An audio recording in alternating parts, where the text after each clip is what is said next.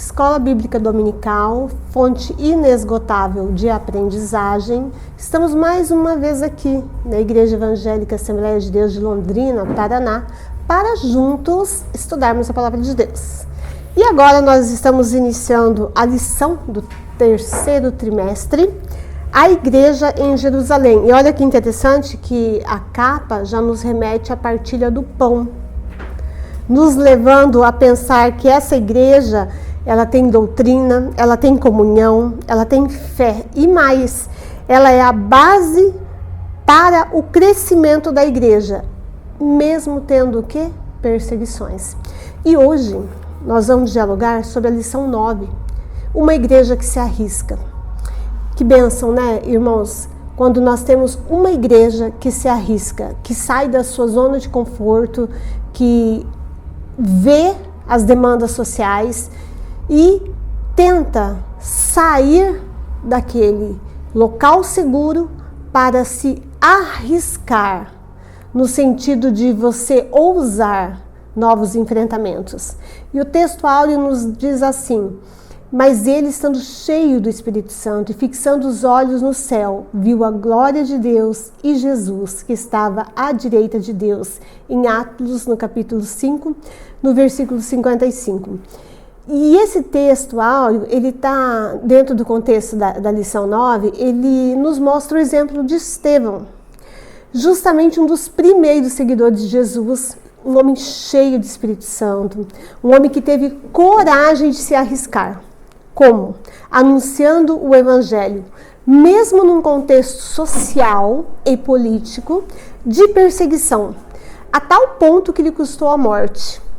E mais, um homem que foi injustiçado, que foi acusado, que foi condenado, apedrejado por falar de Jesus, mas permaneceu firme e fiel até o fim. Amém? Glória a Deus. E uma pergunta que eu trouxe para você, professor, professora, para a gente refletir um pouquinho juntos, né? Será que nós temos coragem de falar de Cristo, mesmo quando falar de Cristo nos traz críticas ou rejeições de pessoas? O irmão Estevão teve, ele se arriscou, pagou preço e foi fiel até o fim. E eu e você? Qual é o nosso posicionamento diante de uma situação de crítica, de rejeição? Nós vamos defender a fé cristã ou nós vamos esmorecer e renegar a nossa crença? E o primeiro item da lição nos traz que a questão de Estevão, que é o recorte da lição, e fala dele e da igreja, tendo a fé dele sendo contestada. Por quê? Nós temos que aprender com o irmão Estevão.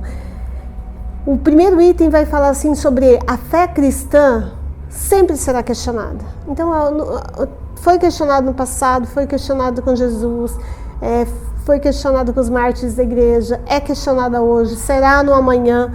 O que importa nessa questão? A certeza de que temos. A certeza que temos que só há uma porta de salvação, que ela se chama Cristo, que pagou um preço por mim e por você na cruz do Calvário, e que Ele é o nosso único e suficiente Salvador. Agora, cada um de nós, Deus nos coloca em determinadas práticas sociais, atuando com pessoas, interagindo com pessoas, tendo as pessoas ao nosso redor, para ficar melhor ainda, para não padecer aquela parte da Bíblia que fala que o diabo está ao derredor, né? Vamos colocar pessoas próximas ao nosso redor. E Deus sempre nos coloca dentro de um determinado trabalho, dentro de um determinado contexto, que nós lidamos com pessoas. Onde que o Senhor te colocou? Onde que o Senhor me colocou? Em João 15, lá nos versículos 18 a 20, nos diz assim que Jesus, ele nos alerta para mim e para você que somos seus seguidores, que nós enfrentaríamos sim rejeição. Então não importa onde que eu e você estamos atuando, os papéis discursivos que ao longo do dia nós os desempenhamos, acordamos como pais, de repente vimos lá nosso irmão, nós somos ali irmãos, depois nós vamos para o ambiente de trabalho, somos colegas, vamos para a igreja, somos irmãos. O que nos interessa? Nos interessa que qualquer o contexto que eu possa estar, que você possa estar, estamos sujeitos sim a sofrer perseguição e rejeição. E a palavra de Deus diz que se o mundo nos odeia, Jesus já falou para nós que fiquem sabendo que primeiro odiou a mim mesmo. Eu passei por isso. Eu também fui rejeitado. Se me perseguiram, também vão perseguir vocês. Qual é a diferença no contexto de perseguição, de rejeição? A diferença é como que nós nos comportaremos. Se estamos firmes nessa palavra, nós teremos paz. Nós entenderemos que temos um Deus que cuida dos seus. O item da lição nos lembra que nós precisamos saber defender a nossa fé. Como que eu e você podemos defender a nossa fé? Só tem um jeito. Primeiro, nós temos que conhecer a palavra. Segundo, nós temos que cada vez mais aprofundar o nosso saber através de estudo bíblico, através de estudos na igreja, através de grupos de reflexão, através principalmente da nossa comunhão com o próprio Senhor. A palavra de Deus diz em 1 Pedro 3,15 que nós devemos, sabe o quê? Estar sempre preparados. Preparados para responder aos questionamentos do outro, mas responder como? Com mansidão e amor. E nesse sentido, Estevão é um exemplo de coragem e fidelidade, porque a postura dele foi firme diante de um contexto de perseguição. E hoje ele serve de inspiração para nós cristãos, para a igreja, para que ela permaneça fiel, mesmo num contexto em que a gente tenha que vivenciar situações extremas. Mas tinha um diferencial na vida de Estevão, sabe qual era? Está no item 2, a fé. Ele tinha fé, ele sabia em quem ele cria. Neste momento aqui, a fé dele sofreu um ataque, tanto que ele foi atacado por judeus helenistas. E olha que interessante, às vezes o ataque, ele vem ali, de perto. Às vezes o ataque, ele vem por homens que se dizem conhecedores da palavra de Deus. Esses judeus helenistas eram um grupo. Esse grupo era diáspora, ou seja, eles viviam fora de Israel. E eles se levantaram por discordar dos seus ensinamentos. Você encontra isso em Atos, lá no capítulo 6, versículo 9. Então, qual era o contexto desse momento? Estevão estava ensinando a verdade. E olha que interessante, enquanto ele só falava, estava tudo bem, entre aspas, né? Porém, quando apareceram sinais e milagres, nossa, leia lá em Atos 6:8, prodígios, grandes sinais entre o povo. A partir deste momento, se levanta uma forte oposição contra Estevão. E olha que incrível, uma oposição através de religiosos. Ah, mas já aconteceu com você, de algum lugar que você esteja, ter levantado algum problema, alguma perseguição, alguma oposição através dos religiosos? Nesse mundo nós vamos ter pessoas boas e pessoas más. Mas Estevão estava firmado no quê? Na palavra. Por que sinais e milagres incomodam? Porque eles são as manifestações do poder deste Deus. Imagina, gente, você tem lá o registro da própria, lá em 1 Samuel 1, leia depois com calma, mas você conhece a história tão bem quanto eu. Nós temos Ana, uma mulher estéril, que ora no templo, que pede um filho, e aquele Deus abre o ventre de Ana e essa mulher concede um filho. E hoje nós estamos aqui na atualidade, nós temos vários testemunhos de pessoas que fazem campanha de oração, que jejuam, que oram e que pedem para o Senhor também a bênção desses filhos. E o mesmo Deus que fez o milagre em Ana ainda faz hoje, juntamente com o seu povo. O que isso quer dizer? Isso quer dizer que os sinais, os prodígios do Senhor, eles são naturais aonde ocorre a aceitação de Jesus como seu único Senhor e Salvador, e no meio do povo de Deus. Então, o contexto que Estevão passa aqui, ele passa um contexto de ataque. Ele tem as suas crenças atacadas e mais, se levantam contra ele falsos testemunhos. E você pode ler isso também, esse registro em Marcos, no capítulo 14, versículo 57. Essas pessoas se levantam com falsos testemunhos, Marcos registrando como fizeram com Jesus. Então você veja, você tem Estevão vivendo uma situação e Jesus também vivendo essa situação. Não é só com um ou com outro, é com qualquer um que defende a fé cristã. Isso pode acontecer. Tanto que a palavra de Deus diz assim, ó, se aconteceu com Jesus, que foi injustiçado, que foi feito como se fosse uma armação para que ele fosse de fato condenado, por que não aconteceria com nós que somos cristãos? Agora, o que motiva isso? Um dos sentimentos que motiva isso, infelizmente, está desde o início do Jardim do Éden, a inveja. Nesse contexto de Estevão, a inveja religiosa. Os líderes religiosos, olha, está crescendo esse evangelho, olha, está tendo sinais, está tendo milagres, nós vamos perder o nosso espaço, vamos atacar. Em Filipenses 1, lá no versículo 29, nos alerta, a vós vos foi concedido não somente crer em Cristo, mas também padecer por Ele. Nós já temos a certeza que esses momentos de perseguição ocorrem sim.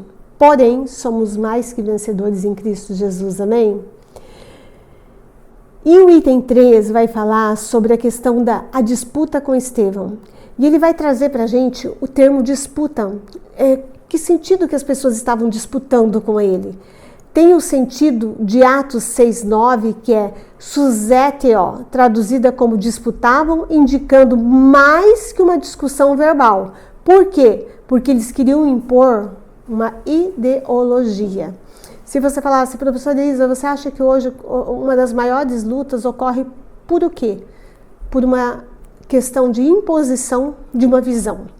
A tal ponto que quando você tem uma verdade e essa verdade quer ser ocultada, pode ocorrer de começar uma mentira e ela se repetir tanto e se propagar a tal ponto que pessoas, quando nem se dão conta, elas estão replicando aquela mentira, comprando como se fosse uma verdade. E isso aconteceu aqui, ó. Por quê? Porque a intenção deles era o domínio da crença. A questão que estava aqui é, afinal de contas, nós precisamos parar de Estevão. Nem que para isso a gente tenha que se organizar, fazer falsas testemunhas se levantarem contra ele e exterminar a vida de Estevão. Só que há uma diferença quando nós temos um Deus que cuida dos seus. Uma diferença quando nós temos uma falsidade que é levantada, mas ela é mostrada e ela é desmascarada.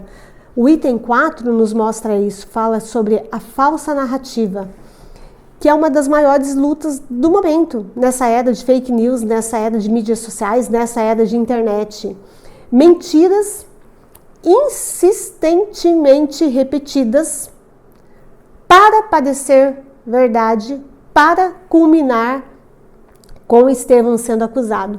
Tal qual nós podemos encontrar em João, lá no capítulo 7, versículo 12, quando Jesus também passa por essa mesma situação.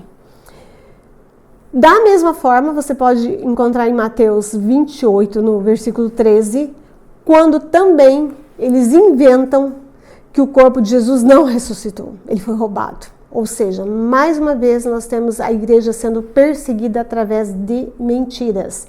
O apóstolo Paulo também em Atos 17, 7, mostra pra gente um exemplo de uma situação que ele é falsamente acusado, porque ele estava pregando e falaram, não, ele está pregando contra César. Ele está anunciando deuses estranhos, quando não era verdade isso. Ele não estava anunciando qualquer deuses estranhos, ele estava anunciando o próprio Senhor, o próprio Salvador, o altar do Deus desconhecido que é Cristo Jesus. E o que fazer diante disso? Nós precisamos de discernimento, amados. Discernimento para reconhecer as estratégias que o inimigo usa para fazer com que eu e você não possamos compreender. Então, discernir o que é verdade do que é mentira. E a palavra de Deus em Isaías 5:20 tem um aviso, hein? Ai dos que ao mal chamam bem e ao bem mal. Pode ser que as pessoas aqui sejam enganadas. Pode ser que uma verdade demore para vir à tona, mas nada, absolutamente nada escapa aos olhos do Senhor. Temos um Deus, e esse Deus é um justo juiz. Por isso que a diferença de quem, como Estevão, sabem quem tem crido, é que mesmo no meio de uma situação de estresse, mesmo no meio de uma situação de tensão, ele sabe em quem ele tem crido e ele fica em paz. E eu vou provar para vocês mais para frente na lição a oração que ele faz na hora que ele é apedrejado. De todo o coração, não sei se fosse eu teria coragem de fazer uma oração dele muito semelhante à oração que Jesus faz na hora que ele é crucificado na cruz. Agora, como que Estevão, o item 2 vai nos trazer de Estevão e a igreja que defende sua fé. Estevão e a igreja, os dois que defendem a sua fé. Vai mostrar assim como defender a nossa fé. Primeira coisa, ele recorre a argumentos, ele recorre a fatos, ele recorre a credibilidade dentro do discurso dele, montando toda uma narrativa que é irrefutável. Por exemplo, ele sendo o nosso primeiro mártir da igreja, ele ficou marcado pela sua coragem, em defesa firme desse evangelho diante do sinédrio. O que ele usou? Presta atenção que é o que nós devemos usar. Ele usou a verdade, irmãos. Ele usou a história de Israel com base na sua defesa. Ele argumenta, lembrando, ele vai criando uma história cronológica. Ele lembra da história dos patriarcas, Abraão, Isaac, Jacó, José. Ele lembra da situação de José sendo rejeitado por irmãos. Ele relembra de Moisés, ele relembra toda a questão da libertação do povo do Egito. Ele relembra que, como o povo é infiel em várias situações, mostrando que nós representamos também esse povo infiel em várias vezes, em contextos que ocorrem no decorrer da história da igreja. Ele mostra aqui que a presença de Deus, apesar do pecado do povo, sempre se fazia de uma forma preemente cuidando dos seus. Ele mostra também que o templo não se limita, não limita o templo físico ou religioso, ele não limita a ação de Deus, porque ele cita Isaías. Pega a leitura de Atos, lá no capítulo 7, nos versículos 48 a 50, onde ele mostra que Deus não habita em templos feitos por mãos humanas. Ele traz uma crítica aos apegos religiosos, sem uma vida espiritual verdadeira. Ele faz uma acusação final. Que acusação que ele faz? Os ouvintes dele estão dizendo ali... mas isso que você está pregando não é verdade. Esse Deus que você está falando, que faz milagres, isso não é verdadeiro. Então, o que ele fala? Ele fala, gente, vocês são um povo duro de coração. Vocês estão sendo resistentes ao Espírito Santo. Vocês, se referindo a esse tipo de pessoa, já chegaram a assassinar profetas. Vocês já chegaram a fazer o mesmo com Jesus. Resumo, ele usa toda uma história verídica como uma prova de fidelidade, que aquelas pessoas estão erradas, e trazendo ainda mais, olha, Deus é fiel, mesmo no decorrer da história, daí vai trazendo todo aquele contexto histórico, no decorrer dessa história, várias vezes havendo o quê? A infidelidade do povo, mostrando que Jesus era, desde o começo, o objetivo final, mas parte de um padrão de rejeição à vontade divina. E por isso a sua argumentação não é só lógica, ela é coerente, ela tem pessoas que conhecem a história, ela é convincente, ela fecha uma narrativa trazendo uma coisa que nós chamamos de verdade. Síntese. Estevão mostra que Deus sempre agiu na história dos seus, sempre agiu. Mostra que Deus, apesar da infidelidade do povo, em várias situações, ele não abandonou o seu povo. Ele mostra que o propósito de toda a história narrada nada mais é do que apontar para Cristo, com o objetivo de mostrar que Ele é o Jesus, Ele é o Messias prometido. O item 2 mostra para a gente as questões que Estevão coloca sobre corações endurecidos. Será que hoje nós temos ainda corações endurecidos? Com certeza nós temos. Vou ler só um pedacinho de Atos, lá no capítulo 7, no versículo 51, que fala assim, ó, homens de dura cerviz e incircuncisos de coração e de ouvido. Ó, ele remete à incircuncisão dos judeus, né? Trazendo o contexto histórico. E aí ele fala assim, ó, vocês são duros de coração. E tem mais, os ouvidos de vocês estão fechados, os corações de vocês estão lacrados. E mostra que eles resistem continuamente ao Espírito Santo de Deus, trazendo exemplos de coisas que ocorreram no passado e mostrando, olha, aqui, ó, quando aconteceu com José, foi rejeitado pelos irmãos, olha aqui, quando o Senhor tirou o povo do Egito, olha a rejeição, trazendo contextos para comprovar, eu chamo de fatos convincentes, fatos irrefutáveis, argumentos, tá? E outro item importante que nós temos que ver aqui, que a fé não pode ser imposta. Deus, Ele ofereceu e oferece a oportunidade de crer para todos, mas Ele não força ninguém. Aceitar a fé, aceitar Jesus, aceitar a salvação é uma decisão pessoal. E claro que ninguém vai ser convencido contra a própria vontade. Isso não é uma lavagem cerebral, isso não é uma seita. De forma alguma, é o homem utilizando a sua inteligência, abrindo a sensibilidade para o Espírito Santo de Deus, conhecendo a palavra, e aí, conhecendo a palavra, que nós temos ali a parte bíblica que fala, conhecendo a verdade. Qual é a verdade? A verdade que temos no Senhor. Nós temos alguém que morreu na cruz por nós. Esta verdade nos libertará. Nos libertará do quê? Da mentira, do engano, de sermos escravos do pecado. E aqui, Apocalipse 3:20, que eu trago para você, mostra muito bem como é esse convite de um Deus que nos chama. Eis que estou à porta e bato. Quem entra pela janela, quem arromba é ladrão. O nosso Senhor, Ele bate. E Ele bate para quê? Para nos salvar. Ele bate para quê? Para nos curar. Ele bate para quê? Para nos libertar, para nos transformar, para dividir esse grande amor que Ele tem para todas as raças, para todas as etnias, para incluir e não para excluir essa grande igreja que vai morar no céu.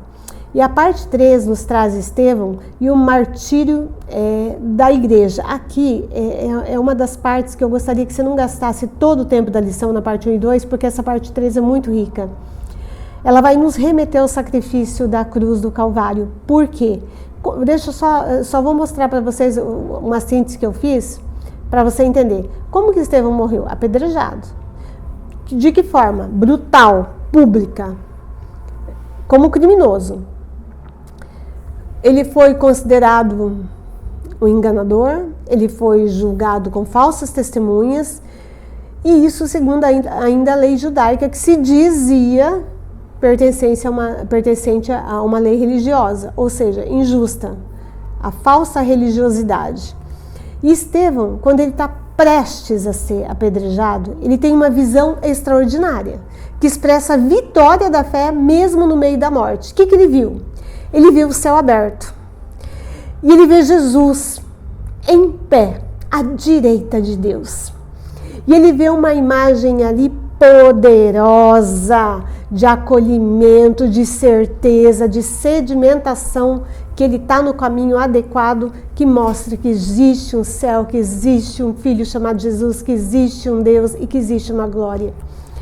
Se você puder, leia Atos, lá no capítulo 7, 2 versículos, 55 e 56, que diz assim: mas ele, estando cheio do Espírito Santo, fitou os olhos no céu, viu a glória de Deus e Jesus, que estava em pé à direita de Deus, e disse: eis que vejo os céus abertos e o Filho do Homem em pé à direita de Deus. que isso significa? Que ele viu a glória de Deus. Isso significa que no momento de apedrejamento ele teve consolo do Senhor, mostrando para ele, olha, você sofreu, você foi humilhado, mas você está correto. Você seguiu ao Deus verdadeiro. E enquanto ele é apedrejado, ele ora, mas presta atenção, irmão, na oração que ele faz, porque é uma oração que eu te falo de coração, com certeza eu não faria. Senhor Jesus, recebe o meu espírito. E depois, com um clamor final, disse, Senhor, não lhes imputes este pecado. E assim adormeceu, ou seja, morreu em paz. Como que ele morreu? Com coragem, cheio do Espírito Santo, perdoando os assassinos dele. Com os olhos fixos em quem? Em Cristo, tornando-se assim o primeiro mártir da igreja cristã. A sua morte impactou profundamente a igreja primitiva, ficou muito conhecida e comentada na época. E teve influência, sabe, sobre quem? Sobre um rapaz chamado Saulo, que depois nós o conhecemos agora, né, com o apóstolo Paulo, que presenciou o seu martírio. A morte de Estevão, o sofrimento dele, foi uma das coisas que foi usadas, inclusive, pelo Senhor para a conversão de Paulo. Aí nós vemos mais uma vez, como uma conclusão dessa lição, Estevão sendo para mim, para você, o nosso modelo de coragem, de fé, de fidelidade. Ele nos mostra o quê? Que a igreja, a verdadeira igreja, ela não se acomoda, ela se arrisca, ela não se esconde quando ela precisa defender a fé cristã. Ela se posiciona e, se preciso for, ela se entrega, ela entrega a sua própria vida por amor do Evangelho. Como que eu encerro isso, professora? Onde que eu chego? Chega lá em Apocalipse 2:10, que é onde eu e você precisamos chegar. Ser fiel até a morte e dar-te-ei a coroa da vida. Eu creio, você crê? Então, em nome de Jesus, que o Espírito Santo, nosso grande ajudador, esteja conosco, para que a gente termine milhões de vezes melhor do que começamos. Um grande abraço para você, que o Senhor cubra de toda sorte de bênção, que nós possamos pegar esse exemplo e trazer para a nossa própria vida cristã com uma certeza. Deus é bom, Ele cuida de nós. Um grande abraço, até o nosso próximo encontro.